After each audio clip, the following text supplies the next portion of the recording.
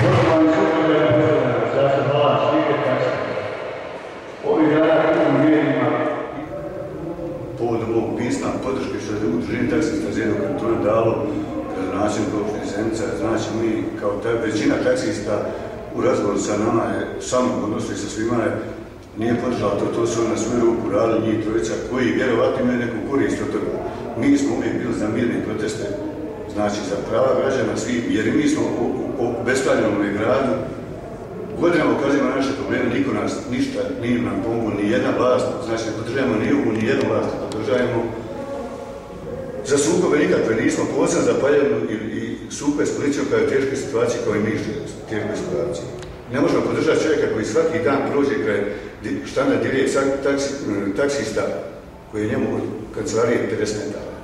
Baš tako mi smo svaki put podržavali, kogod se bori za svoja prava, posebno policiju i obespravljene radnike, prvo radnice borca, ali to je bio sindikat taksista, znate, ne udruženje, sindikat taksista, udruženje uvijek bilo u rukama vlasti. Trenutne bilo koje, on su uvijek služili sa njima, su radili zajedno. Sindikat taksista, mi smo spali na prosjački štab pred tu udruženje taksista, kao taksista.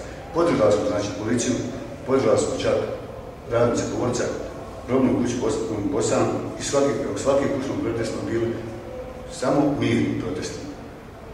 Znači, ova vlast ne odgovara možda čak ni policiji, vjerujem, jer oni su nam 500-600 modaka plate i oni rade napred po čitavu noć u imi juristi.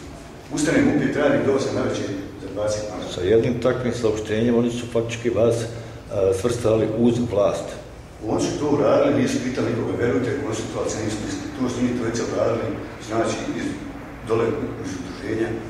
Izvište sutra napravite anketu s onom vještakstvom i vidjet ćete da li se uslavili. Samo ili sa jednom. Hvala.